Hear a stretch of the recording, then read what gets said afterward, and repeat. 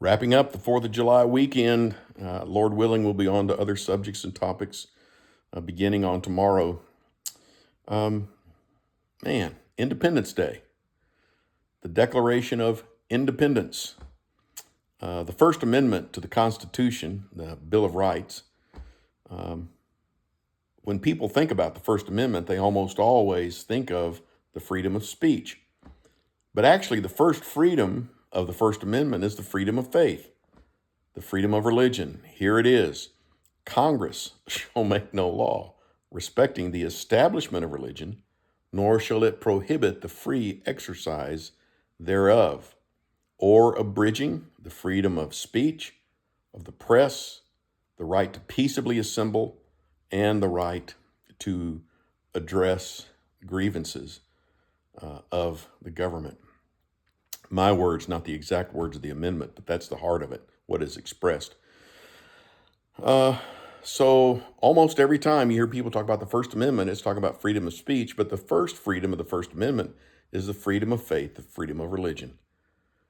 Congress shall make no law respecting the establishment of religion, no state church, nor will it prohibit the free exercise thereof. Two-sided coin today. A vocal person of faith, a visible person of faith.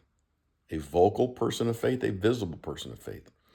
A vocal person of faith has ready on their lips the praise of God, the thanksgiving for his blessings. They are the kind of people that will ask how they might pray for you. They have gospel conversations ready on their lips, even as simple as showing a vesper and offering a vesper to someone. A vocal person of faith, these words, these lips are ready to speak of the good news of the gospel of Jesus Christ and the love of God for us all. We speak of the Lord in all that we do. Second thing is a visible person of faith. I've talked a lot recently about Mission Cedar Hill. Our key verses, Matthew 5:14 through 16. When Jesus says, you are the light of the world, a city on a hill cannot be hidden. No one lights a lamp, puts it under a bowl, but on a stand to give light unto the entire house. Even so, let your light so shine before men that what? When they see your good deeds, they will glorify your Father who is in heaven. The book of Hebrews, do not forget to share and do good, for with such sacrifices God is well pleased. Not only be a vocal person of faith, but be a visible person of faith. Your actions display. They will see your good deeds and glorify your Father who is in heaven.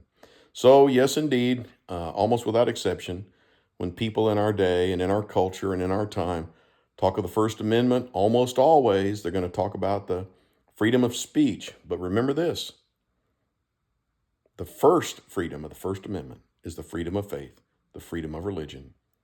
Congress shall make no law respecting the establishment of religion, nor shall it prohibit the free exercise thereof.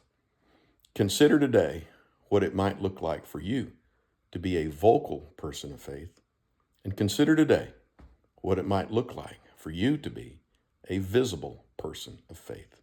God bless you. Have a good evening.